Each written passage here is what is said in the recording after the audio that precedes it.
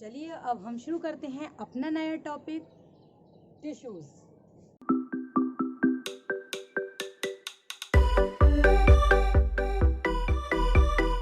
Hello champs, to our channel Shraddha Garg. I am Shraddha Garg, I am MBBS student. और हम यहाँ पर क्या करने आए हैं, थोड़ा साइंस पढ़ने विद मोर फन। स्टार्ट करते हैं। मेरी पहली वीडियो पे आप लोगों ने बहुत प्यार दिया, उसके लिए मंडला आपला आभारी है। और कुछ फ्रेंड्स ने बहुत प्यारे कमेंट किए हैं, जिनमें से हैं Rewa, Manish bro and Harshita and Manmohan. तो इन सभी के लिए दिल से मंडला। चलिए शुरू करते हैं हमारा नया टॉपिक, टिश्यू। तो फ्रेंड्स, मैंने जैसा कि आपको पिछली वीडियो में बताया था कि सेल क्या होती है, और आप लोगों को कुछ याद भी होगा, यूनिसेलुलर स्ट्रक्चर्स, यूनिसेलुलर ऑर्गेनिजम्स। तो उसमें मैंने आपको कुछ एग्जाम्पल बताए थे। अगर आपको वो याद है तो प्लीज़ नीचे कमेंट कीजिए। तो हमारा जो यूनिसेलुलर ऑर्गेनिज्म है, सबसे कॉमन अमीबा, उसमें एक सेल है तो वही सारे काम करती है, जैसे कि फूड का मूवमेंट अंदर होना या बाहर, या एक्सक्रीशन होना वेस्ट मटेरियल का बाहर। इसके अलावा रेस्पिरेशन, एक्सक्रीशन, सारे काम एक ही सेल करती है। लेकिन जैसे जैसे कॉम्प्लेक्स एनिमल बने, कॉम्प्लेक्स एनिमल ओरिजिनेट हुए, तो वो कॉम्प्लेक्स एनिमल कैसे ओरिजिनेट हुए? जो सेल सिंगल सेल रहती थी, वो साथ में मिलकर कंबाइन होकर ग्रुप की फॉर्म में एक स्ट्रक्चर परफॉर्म करने लगे, उनको हम बोलते हैं टिश्यू। और ऐसे ही धीरे धीरे कॉम्प्लेक्स स्ट्रक्चर्स बढ़ने लगे, टिश्यू, ऑर्गन सिस्टम। और हम ह्यूमन ऑर्गन सिस्टम की कैटेगरी में आते हैं। उसमें पूरा एक सिस्टम होता है डिफरेंट चीज़ों का, जैसे कि एक्सक्रीशन और भी सारे। तो व्हाट इज़ टिश्यू? टिश्यू क्या है आखिर? तो आपकी बुक में जो डेफिनेशन है उसके अकॉर्डिंग है, a group of cell that are similar in structure and oblique और work together to achieve a function is called a tissue. मतलब टिश्यू ग्रुप ऑफ सेल है, जो कि हो सकता है कि एक ही जैसे दिखते हो सकता है, लेकिन वो एक जैसा फंक्शन करेंगे, एक पूरे फंक्शन को, एक गोल अचीव करने में, उसको हम बोलते हैं टिश्यू। ठीक है। जैसे जैसे हमारी जो सेल्स हैं बड़ी होती जाती हैं, मतलब सेल्स ग्रुप बढ़ते जाता है, ऐसे ही सेल का जो डिफ्रेंशिएशन है, सेल का डिवीज़न ऑफ लेबर है, वो होता जाता है। जैसा कि मैंने आपको बताया था सेल डिफ्रेंशिएशन पिछली वीडियो में, आप देख सकते हैं। उसी के अकॉर्डिंग ये मल्टी सेलुलर ऑर्गेनिज्म में डिवीज़न ऑफ लेबर होता है।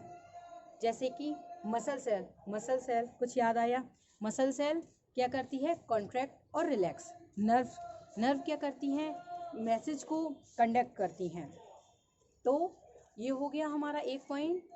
अब हम जानते हैं कुछ आगे के पॉइंट्स, कि प्लांट और एनिमल ये दो डिफरेंट ऑर्गेनिज्म है। क्या इन दोनों में एक जैसे स्ट्रक्चर्स होते हैं, एक जैसी सेल्स होती हैं? नहीं। क्यों? क्योंकि जो प्लांट्स हैं उनमें मूवमेंट नहीं होता है, उनको अपना फूड खुद बनाना पड़ता है, तो उनके लिए स्पेशल स्ट्रक्चर्स हैं। लेकिन ह्यूमंस में मूवमेंट होता है, एनिमल्स में मूवमेंट होता है, उसके लिए उसके पास कुछ स्ट्रक्चर्स हैं। साथ ही साथ उनको फूड के सर्च में जाना होता है, और उनके डाइजेशन और सब चीज़ों के लिए कुछ स्ट्रक्चर्स होते हैं। तो एक और पॉइंट रह गया है, जैसे कि प्लांट सेल हैं, उनमें क्या होता है? डेड टिश्यूज़ भी होते हैं, डेड सेल्स भी होती हैं, और लिविंग सेल्स भी होती हैं। पर एनिमल के कंपेयर में उनमें हमारे में डेड का रेशियो थोड़ा सा कम होता है। आप कहेंगे डेड सेल सच में होती हैं? हाँ, होती हैं। जैसे हमारे हेयर, नेल्स, तो कुछ डेड सेल्स हमारे में भी, एनिमल्स में भी प्रेजेंट होती हैं। और जैसे आप गायों को देखते हो तो उनके हॉर्न, ये डेड सेल का ही एग्जाम्पल है। लेकिन प्लांट्स में इससे कहीं ज़्यादा होती हैं। आज की इस वीडियो में हम सिर्फ टिश्यू, जो कि प्लांट टिश्यू हैं, उनके सारे टाइप्स कवर करेंगे। तो उसमें आता है, जैसे कि प्लांट है ना। अगर आप प्लांट में क्या करोगे, जैसे कोई प्लांट है, उसमें आपने कील लगा दी एक पॉइंट पे, तो क्या होगा, वो कील वहीं पे लगी रहेगी और आगे की ऊपर आपका जो प्लांट है वो बढ़ता चला जाएगा। ऐसे ही सिमिलरली आप नीचे जैसे जो मिट्टी के अंदर रूट्स वाला पार्ट होता है, प्लांट में स्टेम और रूट्स और लीफ होती हैं, तो रूट वाला पार्ट होता है वो भी जो पॉइंट है टिप से आगे बढ़ता चला जाएगा। लेकिन ह्यूमंस में ऐसा नहीं होता या एनिमल्स में ऐसा नहीं होता, उसमें डिफ्यूज्ड ग्रोथ होती है। क्या मतलब है इसका? इसका मतलब ये है कि जैसे हम लोग को जो टीके लगते हैं वो कहाँ लगाते हैं, यहाँ, तो वो मतलब खिसक खिसक के नीचे आ जाते हैं। यानी कि सारी ही सेल्स में डिवीज़न की पावर इक्वली होती है, यानी डिफ्यूज्ड ग्रोथ होती है, और जबकि प्लांट्स में पर्टिकुलर ग्रोथ होती है। तो वो जो पर्टिकुलर ग्रोथ है उनके लिए जो टिश्यू, जो सेल्स ऑफ ग्रुप जिम्मेदार है, उसका नाम है मेरिस्टेमेटिक टिश्यू। कौन सा टिश्यू? Meristematic tissue. मेरिस्टेम से ये वर्ड ड्राइव हुआ है, जिसका मतलब है कि अपनी मतलब डिवीज़न होते रहना। तो ये है मेरिस्टेमेटिक टिश्यूज़। प्रेजेंस, ये साइट ऑफ प्रेजेंस के अकॉर्डिंग डिफरेंट डिफरेंट पार्ट में डिवाइड है। जैसे कि मैंने ये जो डायग्राम बनाया है इसमें आप देख सकते हैं, ये इसमें अभी लेवलिंग नहीं की है हमने, ये एक डायग्राम है, एक ये रफली डायग्राम है। तो उसमें ये जो ऊपर है, ये जो एपेक्स पे है, इसमें ये एपाइकल मेरिस्टेम, जो दो पत्तियों के बीच का जो पार्ट होता है, जो मतलब नोड के बीच का जो जगह होती है उसको इंटरनोड बोलते हैं। तो उसके ऊपर और उसके नीचे जो होता है उसको बोलते हैं नोडल मेरिस्टेम, इंटरकैलरी मेरिस्टेम भी बोला जाता है। और जैसे जैसे प्लांट बढ़ता जाता है तो उनके लेटरल पोर्शन में मेरिस्टेम प्रेजेंट होता है, उसको बोलते हैं लेटरल मेरिस्टेम। तो हमने देखा कि मेरिस्टेमेटिक टिश्यू क्या होते हैं, मतलब जिनमें डिवीज़न की पावर ज़्यादा है। तो उन सेल का जो प्रोटोप्लाज्म है या साइटोप्लाज्म का वो है डेंसिटी, वो थोड़ी डेंस होती है, न्यूक्लियर प्रोमिनेंट होता है और वैक्यूल नहीं होते। क्यों नहीं होते वैक्यूल? आपने शायद मेरी पहली वीडियो देखी होगी, तो उसमें मैंने बताया था कि जो वैक्यूल्स होते हैं वो टाइम के साथ साथ बड़े होते जाते हैं, पर इसमें हमें क्या ज़रूरत है? इसमें हमें डिवीज़न की ज़रूरत है। तो इनको फूड स्टोर करने की उतनी नीड नहीं होती, तो उतने डेवलप्ड वैक्यूल इसमें नहीं पाए जाते। तो ये है आपका एक फीचर, जो सेल के डिफरेंट डिफरेंट फीचर होते हैं। और सेल वॉल थिन होती है, इसमें थिक नहीं, थिन होती है। तो ये कुछ फीचर्स हैं। बाकी साथ ही साथ आपको कुछ कुछ डायग्राम शो होंगे तो जिनसे आप रिलेट कर सकते हैं। इसके अलावा आपके सबके प्लांट में एक और टिश्यू होता है जिसको बोलते हैं परमानेंट टिश्यू। परमानेंट टिश्यू क्यों? क्योंकि ये मतलब डिवीज़न के बाद बना हुआ होता है और इसके मतलब ग्रोथ के साथ ये अपनी डिवीज़न की लेवल को डिवीज़न की प्रॉपर्टी को रिड्यूस कर चुका होता है। अब ये एक डिफ्रेंशिएट सेल है, अब ये कुछ स्पेशल फंक्शन परफॉर्म करेगी, तो ये अब डिवाइड नहीं होती, तो इसलिए इनको हम परमानेंट टिश्यू बोलते हैं। ऐसे ही एनिमल्स में भी होते हैं, लेकिन यहाँ पर इसका स्पेसिफिक टॉपिक है परमानेंट टिश्यू। तो इसमें कुछ डिफरेंट डिफरेंट टाइप के होते हैं, जैसे कि सिंपल परमानेंट टिश्यू और complex permanent tissue. Simple permanent tissue मतलब ये कि जो सेल्स प्रेजेंट हैं वो सारी की सारी लुक अलाइक, एक जैसी दिखेंगी, लेकिन वहीं कॉम्प्लेक्स की बात करें तो कुछ डिफरेंट डिफरेंट पैटर्न में डायग्राम्स में हमें दिख सकती हैं। तो सिंपल परमानेंट टिश्यू के टाइप्स हैं पैरेन्काइमा, कोलिन्काइमा एंड स्क्लेरेन्काइमा। पैरेन्काइमा का क्या मतलब होता है? पैरेन्काइमा मेनली स्ट्रेंथ प्रोवाइड करती है, एक लिविंग टिश्यू है, लिविंग सेल है होती हैं इनमें, और ये स्ट्रेंथ प्रोवाइड करती हैं। तो इसमें क्या होता है? इसमें ये है कि ये जो सेल होती है हमारी, इसमें थिन सेल वॉल होती है, तो जिससे ये सेल वॉल होने के कारण स्ट्रेंथ तो प्रोवाइड करती है, साथ ही साथ कुछ नरिशमेंट, कुछ फूड न्यूट्रिएंट्स भी प्रोवाइड करती है। तो हम थे सिंपल परमानेंट टिश्यूज़ पर, तो उसमें जो आपको एग्जांपल मैंने बताए पैरेन्काइमा, कोलिन्काइमा और स्क्लेरेन्काइमा। जैसे जैसे ये मतलब इनमें ना क्या होता है, जो सेल वॉल की जो थिकनिंग है वो चेंज होती जाती है। कोलिन्काइमा में आप देखेंगे जो आपके डायग्राम में शो हो रहा है, उसमें जो लिग्निन है कहीं कहीं डिपॉजिट होता है। लिग्निन क्या है? एक सीमेंटिंग लेयर है जो कि सेल को और ज़्यादा स्ट्रेंथ प्रोवाइड करेगी। और इसके बाद आता है स्क्लेरेन्काइमा, उसमें तो एक और ही ज़्यादा मोटी लेयर प्रेजेंट होती है, तो इसको बोलते हैं हम स्क्लेरेनकाइमा, क्योंकि ये और हार्ड हो चुका होता है। जैसे कि हस्क ऑफ कोकोनट, यानी कि कोकोनट का जो जटा होता है वो काफ़ी मतलब स्ट्रॉन्ग स्ट्रेंथ रखता है, तो वैसे ही आप देख सकते हैं।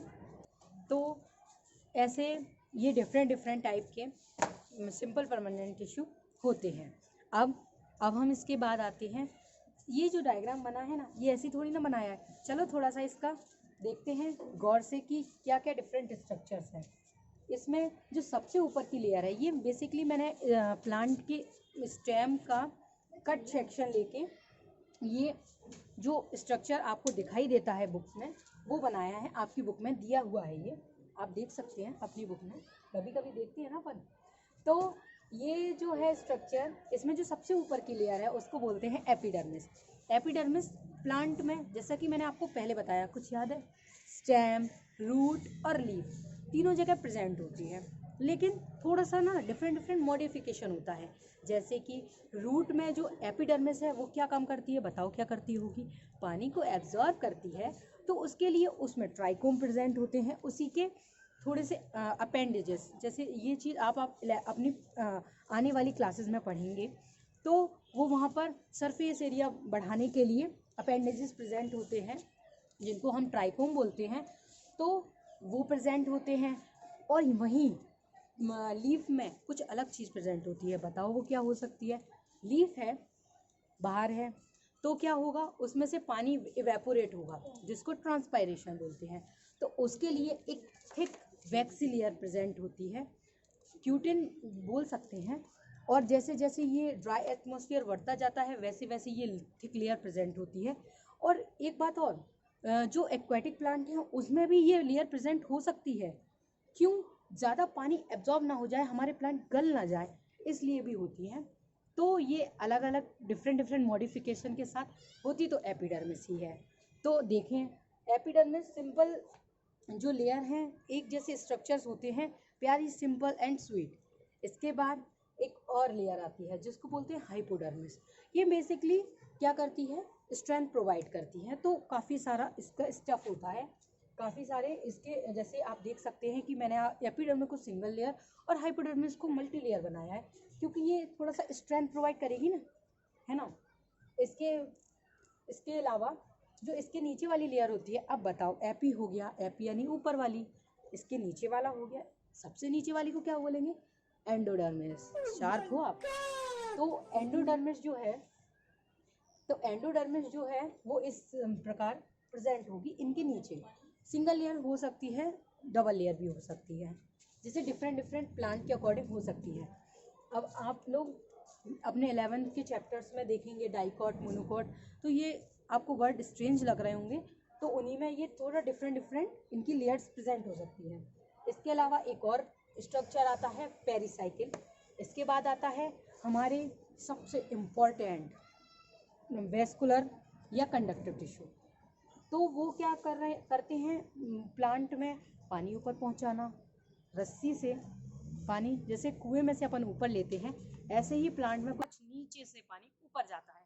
इसके लिए प्रेजेंट है हमारा प्यारा सा जाइलम। इसके अलावा एक और चीज़ प्रेजेंट है उसमें, जिसका नाम है फ्लोएम। ये क्या करता है, ये वाई डायरेक्शनल फ्लो है, यानी कि ऊपर से फूड बन चुका है, अब ये नीचे रूट में जाएगा, नीचे से कभी कभी स्टोर है, प्लांट को जरूरत है ऊपर, तो ये ऊपर आएगा। तो बाई डायरेक्शनल फ्लो हो सकता है।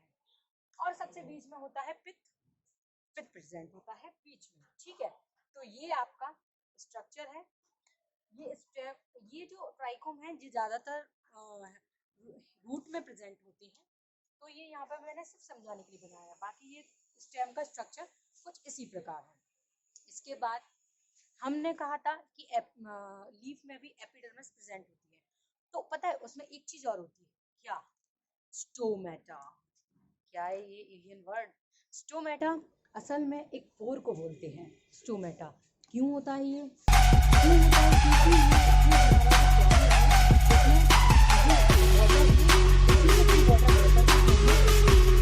एनवायरनमेंट में वो मतलब मिल जाता है। तो क्या करता है ये स्टोमेटा और कैसे मतलब रेगुलेट होता है, ये सब तो आप अपनी 11th क्लास के चैप्टर्स में पढ़ ही लेंगे। लेकिन मैं आपको थोड़ा सा रफली आइडिया देती हूँ। ये जो इसमें होती है guard cell, guard, bodyguard, जैसे कि हमारे जो भी सेलिब्रिटीज़ होते हैं ना, उनके जो बाउंसर्स होते हैं, ऐसे ही इनके गार्ड सेल होते हैं। वो इसको किस स्टोमेटा खुलना है या बंद होना है, इसको डिसाइड करते हैं। तो ऐसे कुछ स्ट्रक्चर होते हैं। ये जो दो किडनी जैसी दिख रही है ना आपको, बीन्स जैसी, उनको गार्ड सेल बोलते हैं। इसके साथ में आपको मिल जाएंगी, मतलब इसके अराउंड जो सेल्स होंगी वो एपिडर्मिस की नॉर्मल सेल्स होंगी, जो आपके डायग्राम में शो होगी। बाकी ये जो बीच में जो खाली छेद है ना, उसी को बोलते हैं स्टोमेटा। कितना एलियन वर्ड है, लेकिन है बहुत सिंपल। और इसी के थ्रू, ट्रांसपायरेशन के थ्रू, जो वाटर है वो इन्वायरमेंट में हीट लेके वाटर वेपर के फॉर्म में उड़ जाता है, लॉस हो जाता है, loss of water in the form of water vapour in environment. तो इसी को बोलते हैं ट्रांसपायरेशन। इसके अलावा जो गैसेस हैं, बताओ फोटोसिंथेसिस में कौन सी गैस चाहिए होती है? जो फोटोसिंथेसिस में गैस हमें चाहिए होती है, हमारे प्लांट्स को जो चाहिए होती है, वो होती है CO2। तो वो भी इस स्टोमेटा के थ्रू अंदर आ जा सकती है। अब आप बहुत समझदार हैं। सबसे ज़्यादा क्या बाहर रहता है? लीफी बाहर रहती है ना, जैसे स्टेम है, स्टेम भी कभी बड़ी होके फिर वो लकड़ी जैसा रूप ले लेती है, कॉर कुछ याद आया, हाँ, उसके जैसा रूप ले लेती है। लेकिन सबसे ज़्यादा लीफी बाहर रहती है, तो उन्हीं को ऑक्सीजन की सबसे ज़्यादा डिमांड है, तो इनके थ्रू डिमांड है, तो उसके थ्रू CO2 इधर पहुंच जाएगा। और हमारा फोटोसिंथेसिस क्या होता है कि लाइट की प्रेजेंस में प्लांट अपना फूड इन गैसेस के और प्रोडक्ट्स के थ्रू बनाते हैं, तो वो प्रोसेस परफॉर्म करते हैं। इसके अलावा आपको एक और टर्म आता है सेकेंडरी मेरिस्टेम। एक और टर्म है जो कि बीच में कहीं छुपा है, उसको हम जो निकाल के लाए हैं, सेकेंडरी मेरिस्टेम। वो क्या होता है? तो जो हमारी सिंपल छोटा सा तना था, अब उसको स्ट्रेंथ चाहिए, तो उसी के साथ साथ अब ये जो मैंने स्पेशल स्ट्रक्चर बताए थे, पेरीसाइकिल और ये सब अब कुछ अलग फॉर्म करेंगे, और ये फूट के एक सेकेंडरी मेरिस्टेम करके, मतलब दोबारा डिफ्रेंशिएशन चालू करके अब एक और मोटा और वाइड स्ट्रक्चर बनाएंगे। याद है कुछ लेटरल मेरिस्टेम करके, वो ही यहाँ पे थोड़ी सी हेल्पफुल होती है। और यहाँ पर जो डिफ्रेंशिएट टिश्यू है हाफ वो दोबारा से रीडिफ्रेंशिएट होते हैं। ये सब थोड़े से टिपिकल हैं, लेकिन थोड़ा सा समझने की कोशिश करते हैं। सॉरी। इसमें क्या होता है कि ये जो हमारे टिश्यूज़ हैं, एक बार उन्होंने थोड़ा सा अपना डिवीज़न की पावर हटा के अपना कुछ फंक्शन करने लगे, लेकिन ये अब सेल को है, अब प्लांट्स को है ज़रूरत, तो ये क्या करेंगे? रीडिफ्रेंशिएट होंगे। रीडिफ्रेंशिएट मतलब कि अपनी जो पावर है उसको एक्वायर करेंगे, जादुई शक्तियों को, और फिर ये तो अपनी स्ट्रेंथ को एक्वायर करेंगे और ये बड़ी सी ब्रेथ बना देंगे प्लांट के लिए, जो इसके स्ट्रेंथ में हेल्पफुल होगी। तो उसमें एक टर्म आता है कॉर्क। कुछ याद आ रहा है कॉर्क से? Robert Hooke. तो ये जो कॉर्क है, इसी के जो टिश्यूज़ हैं, मतलब एक जो लेयर्स जो बन जाती हैं, उन्हीं को बोलते हैं सेकेंडरी मेरिस्टेम। इसमें आप स्ट्रक्चर्स देख सकते हैं, जैसे कि सेल्स की लेयर हो जाती हैं, उनको हम बोलते हैं कोर, जो कि डेड सेल हैं। और इसके अलावा होती हैं कुछ सेल्स जो कि इसका जैसे कभी कुछ टूट फूट गया तो रिकवरी करने के लिए। अब इसके ऊपर जो सुबेरिन की लेयर है वो चढ़ जाएगी, उससे क्या है, और गैसियस एक्सचेंज में कमी आएगी। और भी मतलब जैसे पहले जो वो थी हमारा स्टेम, जैसे कि थोड़ा सा कर सकता था गैस को एक्सचेंज, पर अब नहीं कर पाएगा, क्योंकि जो लेयर है, जो चद्दर है, जो बिक चुकी है, उसका नाम है सुबेरिन। अब हम आते हैं अपना दूसरा पॉइंट, कॉम्प्लेक्स परमानेंट टिश्यूज़। जैसा कि आपको थोड़ा सा पहले बताया, जाइलम और फ्लोएम ये दो जो शब्द हैं ये असल में एक कंडक्टिव टिश्यू के लिए यूज़ किए जाते हैं। कंडक्टिव टिश्यू मतलब क्या कि ये ना प्लांट बॉडी में डिफरेंट जो सेल्स हैं उनको डिफरेंट चीज़ें प्रोवाइड करेंगे। तो जाइलम के मेन स्ट्रक्चर्स क्या क्या होते हैं? जाइलम के ज़्यादातर जो स्ट्रक्चर हैं, जाइलम में मेनली 4 स्ट्रक्चर होते हैं, 3 वो डेड होते हैं। बस एक ही चीज़ होती है जो लिविंग होती है, जिनको बोलते हैं जाइलम पैरेन्काइलम। बाकी ट्रैकीड, वेसल्स और फाइबर ये सारे के सारे डेड होते हैं। ये मेनली यूनिडायरेक्शनल फ्लो करते हैं। यूनिडायरेक्शनल मतलब एक साइड फ्लो करते हैं। आपने वो रोड देखी होगी ना जिसमें वन वे लिखा होता है, ऐसे ही ये भी वन वे ही है। क्या करते हैं, ये रूट से लेते हुए पानी को ऊपर स्टेम और लीव्स तक पहुंचाते हैं। ठीक है, जो पैरेन्काइमा है वो सपोर्टिंग सेल है और वो साइड्स में पानी को जाने में हेल्प करती है। इसके अलावा अपना दूसरा जो पॉइंट है फ्लोएम, कॉम्प्लेक्स परमानेंट टिश्यू का, वो क्या करता है, फ्लोएम जो है वो बाई डायरेक्शनल फ्लो करता है। इसमें मतलब नीचे भी जा सकती है और अगर ऊपर ज़रूरत है तो ऊपर भी जा सकती है। आप तो कहेंगे कि फूड तो लीफ में बन गया ना, फिर ऊपर आने इसमें पत्तियां गिर जाती हैं। अब फूड तो है नहीं उनके लिए, तो इनिशियली क्या होगा, रूट में जो स्टोर था वो फूड आएगा और इसके प्लांट के थोड़े से सर्वाइवल के लिए हेल्प करेगा।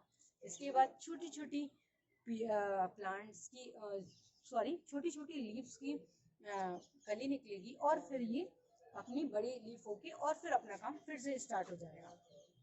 तो इसीलिए इसमें बाई डायरेक्शनल फ्लो होता है। अब फ्लोएम जाइलम का थोड़ा सा अपोजिट है। कैसे? इसमें 3 चीजें लिविंग होती हैं और एक चीज डेड होती है, फाइबर। फ्लोएम फाइबर डेड होता है और बाकी सारी चीजें जैसे सीव ट्यूब, सीव सेल और कंपेनियन सेल इसमें लिविंग होती है। तो जो अभी तक का हमारा टॉपिक है प्लांट टिश्यू, उनको हमने कवर किया है। इसके बाद एनिमल टिश्यूज हैं वो हम अगले आने वाले पार्ट में कवर करेंगे। आप कमेंट करके बताइए कि इस वीडियो में जो भी चीज़ मिस हो गई हैं वो मेरे को कमेंट कीजिए और बहुत सारा सपोर्ट